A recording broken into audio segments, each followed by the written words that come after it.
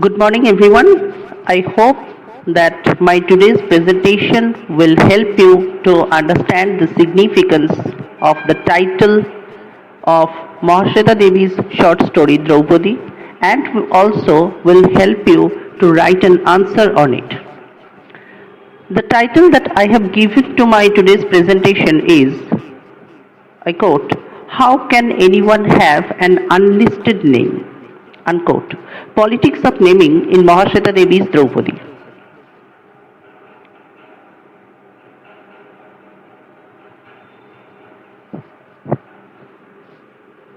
I would like to start my presentation with a quotation from Act 2, Scene 2 of Shakespeare's Romeo and Juliet, where Juliet says, "What's in a name? That which we call a rose by any other name would smell as sweet." Whatever implications this speech by Juliet in Shakespeare's play bears regarding the importance of a natural object or thing in the way it is rather than what it is called, it's not applicable to a literary work or an artwork. Though natural objects like roses are often understood and interpreted within a framework of culture and convention, they are sensed and savored relatively directly, without intellectual mediation. So, what they are called either individually or collectively has little bearing on our experience of them. On the other hand, choosing a title for a literary work is one of the many interesting literary activities. The obvious reasons that induce writers to entitle their work are to provide the reader with a handle by which to refer to their work, as well as to identify the particular history of that work, which suffices both to identify and individuate it. The act of entitling a work is generally a constituent part of its identifying history of production. For Gerald Levinson, what a work of art is titled, on the other hand, has a significant effect on the aesthetic face it presents and on the qualities we correctly perceive in it. That the title of an artwork is an invariably significant part of our work, which helps determine its character and not just an incidental frill devoid of import, or a mere label whose only purpose is to allow us to refer to the work and distinguish it from its fellows, is defended by Levinson through the following thesis. First, titles of artworks are often integral parts of them, constitutive of what such works are. Second, titles of artworks are plausibly essential properties of them in many cases. Third, the title slot for a work of art is never devoid of aesthetic potential. How it is filled is always aesthetically relevant, because a work differently titled will invariably be aesthetically different. 4. There is a significant disanalogy between titles of artworks and names of persons, particularly in regard to their roles in the understanding and interpretation of the objects they denote. Keeping in mind the thesis of Levinson, this paper aims at analyzing the significance of the title of Mahasveta Devi's short story Draupadi, which was translated with a foreword by Gayatri Chakraborty Spivak. The story first appeared in Ogni Garbho, in English translation Womb of Fire, a collection of loosely connected short political narratives. Since the age of Mahabharata, Draupadi remains the face of every woman's struggle, resistance to forces that throttle woman's desire to express her individuality. She is a woman who has traditionally challenged the notions of womanhood. She is counted amongst the 5 satis in Indian myth. She is trapped in her eternal search of love, herself, and the struggle to maintain her integrity. She is part of a cultural fabric where daughters are not named after her, though intrigued and curious about her. Since time immemorial, the Mahabharata and the Ramayana, the two great Indian mythological epics, have so drenched the Indian heart with their elixir that a number of versions of these two epics have been composed over centuries. The characters of the epics have become an inseparable part of the Indian life, so much so that they don't even seem to belong to a distant past anymore. Time and again, they have been rewritten by various authors, leading to the fact that diverse versions occur in myths, literature, and folklore. Mahasveta Devi's short story is one of them. In order to assess the significance of the title of Mahasveta Devi's short story, it is imperative to ponder over the relation it has with its mythical counterpart.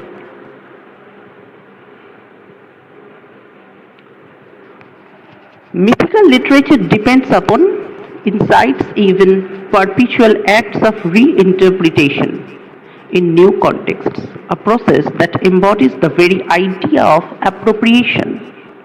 Myth, it seems, lends itself to this dual plane of exploitation. As Rolla Barthes asserts in Mythologies, the fundamental character of the mythical concept is to be appropriated. Barthes views this process in terms of a metalanguage communicated across generations and cultures. Mythical speech is made of a material which has already been worked on so as to make it suitable for communication, but which is persistently relocated in a new social and cultural geography at each occasion of adaptation and appropriation. This form of adaptation, relocation, and recontextualization proves an expansive rather than reductive mode for birth. He argues that myths ripen as they spread.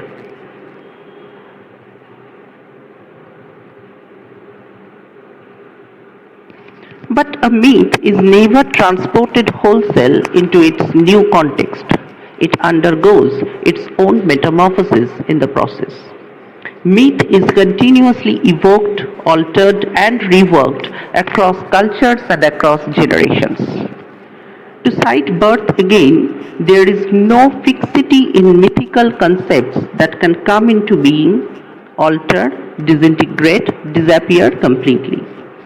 All of these descriptions and critical formulations gesture at the metamorphic and transformative process of adaptation. The term functions literally as well as metaphorically. Postmodern writing is a form in which the reader is asked to be aware of the constructing author, of the artifice of the piece.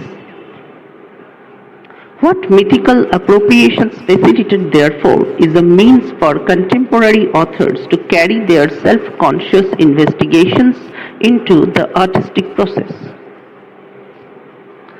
Draupadi, the female protagonist in Mahasveta Devi's sensational text Draupadi, is a refurbished and demythicized incarnation of the epical Draupadi, who belongs to the Santal tribe. In her reincarnation, she is framed within contemporary and historical contexts where her inheritance is shifted to Champabhumi of Bengal, and her current status is described to be that of an activist of the Naxalite movement of the 70s in the northern part of West Bengal and also a fugitive on the run from the police. Draupadi is a gendered subaltern. As a woman belonging to the lowest strata of the economic class, she in turn is subjected to double subalternization. Her oppression level is further deteriorated by the atrocious dealings of her caste. Mahasveta Devi inverts the legacy of cultural nationalism by reinterpreting the story of one of the most powerful female characters of Mahabharata, Draupadi. In her story, Draupadi, she displaces Draupadi from her place in royal kingdom and places her into the forest area of the Jharkhandi belt as a tribal woman.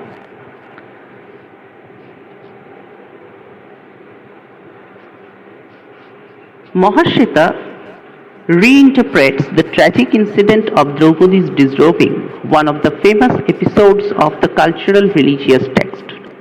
Unlike her mythological namesake, Mahasveta Devi's Draupadi gets stripped in the dark and dreadful wild world of a jungle where no divine power comes to her rescue. She gets trapped into a situation where she is forced to act for herself. Physical violence, verbal abuse, and other forms of aggressions have always been incorporated as instruments to control a woman's body.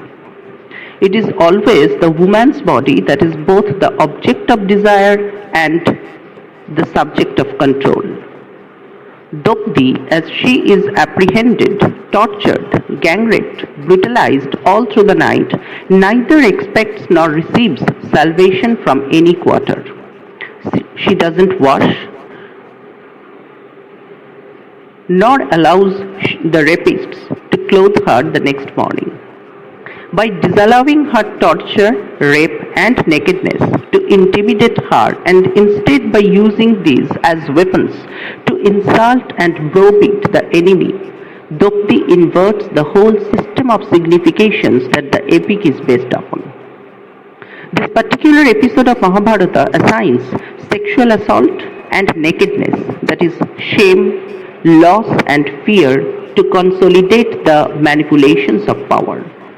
Mahasveta's Draupadi ironically reverses the semiotics of these signs to incarnate a sense of bewilderment, incomprehension, and scare amongst the male-dominated societal hierarchies. Draupadi's defiance is absolute and is unsupported or intervened by any divine male power. The mythological Draupadi's prey fully asks for this divine male power to come to her rescue. Draupadi of Mahabharata comes across as a hapless, helpless feminine figure desperately seeking help from paternal powers in her predicament. On the other hand, we have Mahasveta's daring Draupadi, who emerges out as a strong female who is full of life and self-respect and never seeks help from anybody. She is herself too self-dominating to let the patriarchal norms of morality to subjugate her, and hence redefines the inherited patriarchal construct of sexual honor of a woman. She defies the authoritative state of the nation that perpetuates violence and terror through its capillaries. Gang raped by police, Draupadi staunchly denies to be touched upon or to be clothed by those men in uniform.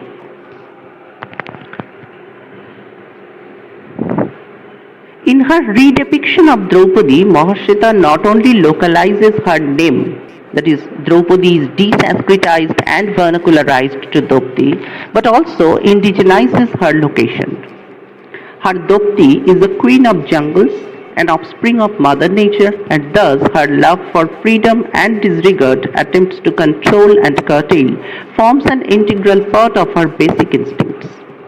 Senanayok, a representative of modern patriarchal world order in the story, while supporting Draupadi and her cause in theory, attempts a total decimation of the resisting object in practice.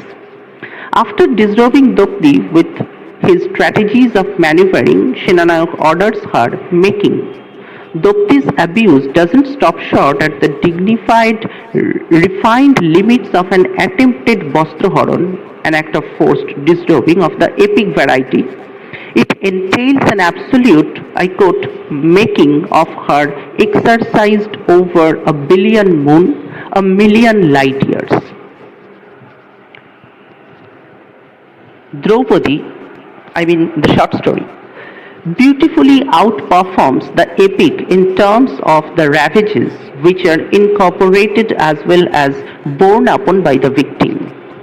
Unlike her mythological mate, Draupadi doesn't seek any divine intervention in the court of a Maharaja. Rather, it is the wild space of a forest. Draupadi gets no divine male power. The janitor offers her a piece of cloth to hide after subjecting her to multiple rape throughout the night. Draupadi in the fit of rage, pours down the water, tears the cloth to pieces, and blatantly refuses to cover herself up with the well-defined notions of shame and female modesty. Covering herself up would have been a reaffirmation or a fortification of the patriarchal mode of morality sanctified by the manly ideologies that subjugate female honor and breach of woman's modesty and her subjecthood.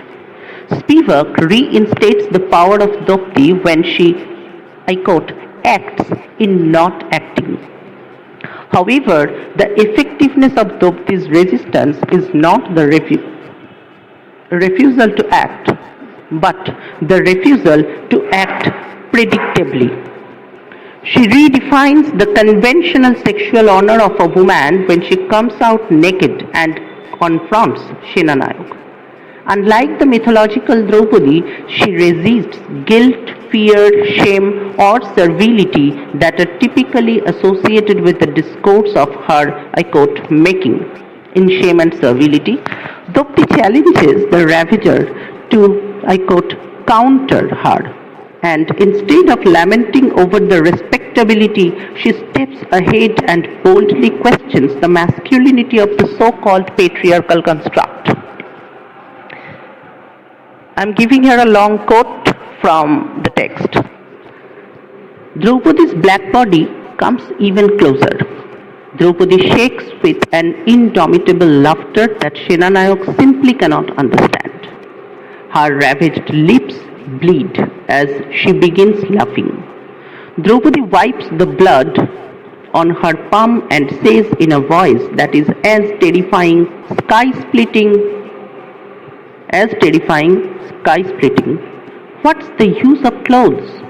You can strip me, but how can you clothe me again? Are you a man?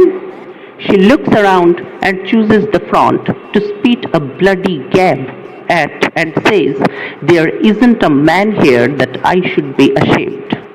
I will not let you put my clothes on me. What more can you do? Come on, counter me. Come on, counter me. Draupadi pushes Shenanayok with her two mangled breasts, and for the first time, Shenanayok is afraid to stand before an unarmed target. Terribly afraid. Here the quotation ends.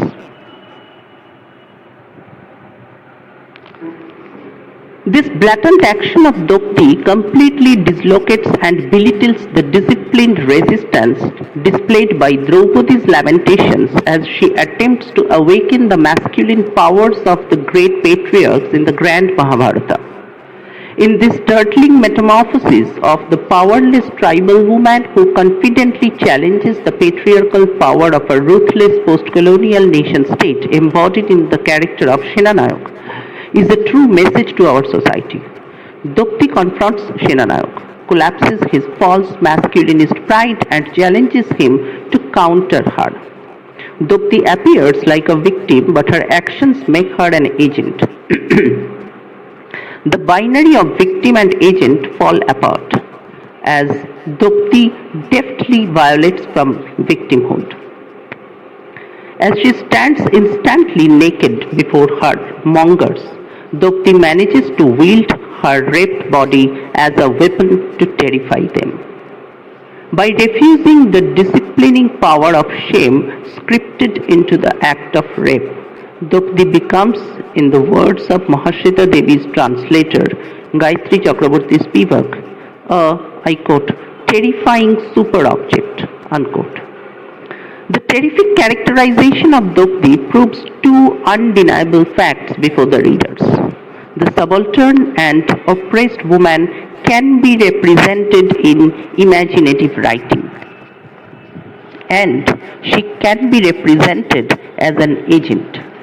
Thus, Mahasveta Devi's Draupadi, the short story, effectively dismantles Spivak's contention in her essay, Can the Subaltern Speak? That subaltern as female cannot be heard or read. In the representation of Draupadi, we have a subaltern woman who speaks aloud literally and metaphorically, since her voice is as terrifying, sky-splitting and sharp that makes her audible to the whole world. Draupadi is the name of the central character in Mahasveta's story. She is introduced to the reader between two uniforms and between two versions of her name, Draupadi and Draupadi. It is either that as a tribal she cannot pronounce her own Sanskrit name Draupadi, or the tribalized form Draupadi is the proper name of the ancient Draupadi.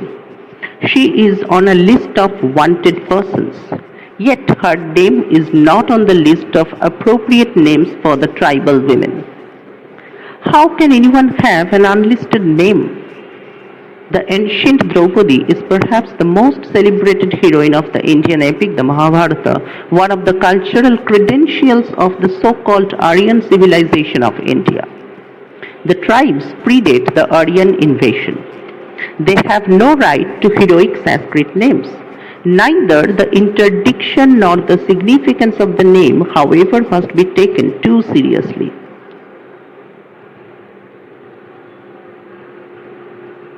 For this pious domesticated Hindu name was given Draupadi at birth by her mistress in the usual mood of benevolence felt by the oppressor's wife toward the tribal bond servant.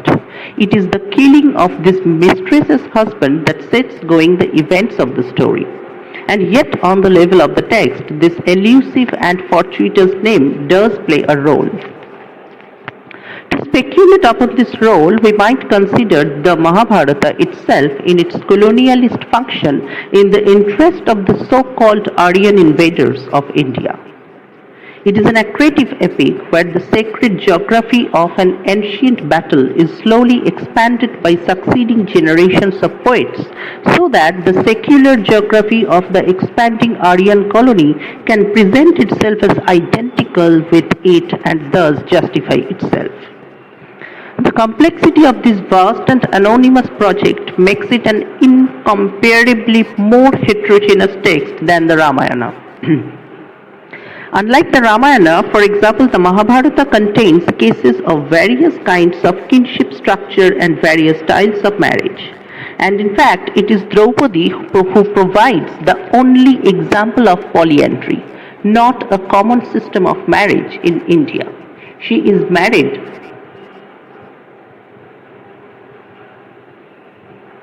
to the 5 sons of the important Pandu.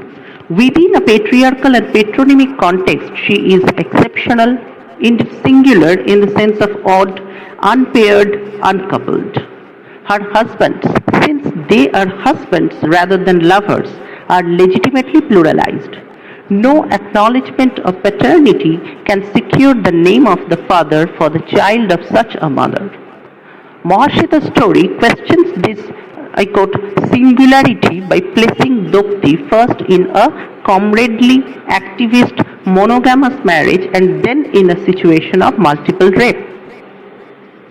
In the epic, Draupadi's legitimized pluralization as a wife among husbands, in singularity as a possible mother or harlot, is used to demonstrate male glory. She provides the occasion for a violent transaction between men, the efficient cause of the crucial battle. Her eldest husband is about to lose her by default in a game of dice. He had staked all he would, and for him, Draupadi belongs within that all. Her strange civil status seems to often offer grounds for her predicament as well. That the scriptures prescribed one husband for a woman, whereas Draupadi is dependent on many husbands, becomes therefore an easy excuse for her to be designated a prostitute. There remains nothing improper in bringing her, clothed or unclothed, into the assembly. The enemy chief begins to pull at Draupadi's sari. Draupadi silently prays to the incarnate Krishna. The idea of sustaining law or dharma materializes itself as clothing. And as the king pulls and pulls at her sari, there seems to be more and more of it. Draupadi is infinitely clothed and cannot be publicly stripped. It is one of Krishna's miracles. Mahasveta's story rewrites this episode. The men easily succeed in stripping Draupadi. In the narrative, it is the culmination of her political punishment by the representatives of the law. She remains publicly naked at her own insistence. Rather than save her modesty through the implicit intervention of a benign and divine, in this case it would have been godlike, comrade, the story insists that this is the place where male leadership stops. It would be a mistake to read the modern story as a refutation of the ancient. Draupadi is as heroic as Draupadi. She is also what Draupadi, written into the patriarchal and authoritative sacred text as proof of male power, could not be. Draupadi is at once a palimpsest, that means a rewriting, which effaces the earlier writing and tries to write a new text, and a contradiction. There is nothing historically implausible about Draupadi's attitudes. When we first see her, she is thinking about washing her hair. She loves her husband and keeps political faith as an act of faith toward him. She adores her forefathers because they protected their women's honor. It should be recalled that this is thought in the context of American soldiers breeding bastards. It is when she crosses the sexual differential into the field of what could only happen to a woman that she emerges as the most powerful subject who, still using the language of sexual honor, can derisively call herself the object of your search, whom the translator can describe as a terrifying superobject.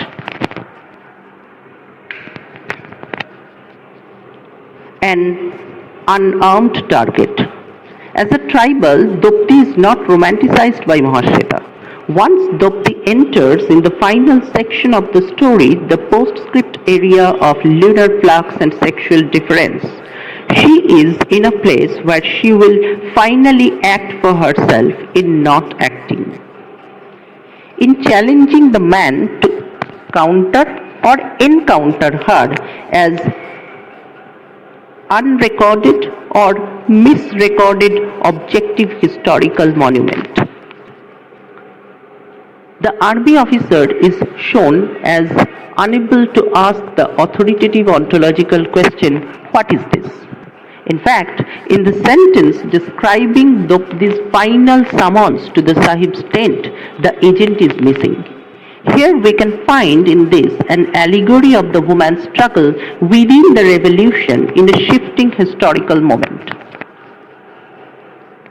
The intertextuality in this text operates in a subterranean mode, occurring beneath the surface narrative. Here, the awareness of the informing myth alters our responses as readers to the adaptive and appropriative text. Mythic paradigm provides the reader with a series of familiar reference points and a set of expectations which the reader can rely upon as an instructive shorthand, while simultaneously exploiting, twisting, and relocating them in new creative ways and in newly resonant contexts. In such works of adaptation and appropriation, political awareness and even complicity is frequently required on the part of the reader. Bengal has had a strong presence of leftist intellectualism and struggle since the middle of the 20th century. Before, in fact, the word left entered our political shorthand. In the spring of 1967, there was a successful peasant rebellion in the Naxalbari area in the northern part of West Bengal. Unlike most other areas of West Bengal, where peasant movements are led almost solely by middle-class leadership from Calcutta, Naxalbari has spawned an indigenous agrarian reform leadership led by the lower classes, including tribal cultivators. This particular coalition of peasant and intellectuals sparked off a number of Naxalbaris all over India. Against this coalition of peasant and intellectual, with long histories of apprenticeship precisely on the side of the intellectual, Mahasveta's story is situated. There are then crucial issues raised by all of this to do with the relationship and interaction between writer, reader, and genre that the multiple occurrences of myth throw into relief. Each moment of reception is individual and distinct, albeit governed by manifold conventions and traditions. By prior knowledges and previous texts, the old story becomes, in this respect, a very new one, told and read for the first time. To conclude, Mahasveta Devi's choice of the title for her short story is actually problematizing. The politics behind this conscious decision is to create a dialogue between her text and its mythical counterpart. This shows essence of the literary archetypes. Here, the politics of Draupadi motif. The availability of these archetypes for rewriting means that they are texts constantly in flux, constantly metamorphosing in the process of adaptation and retelling. They persistently act and reenact the storytelling aspect of myth. And herein lies the justification of the title of Mahasveta Devi's short story. Thank you.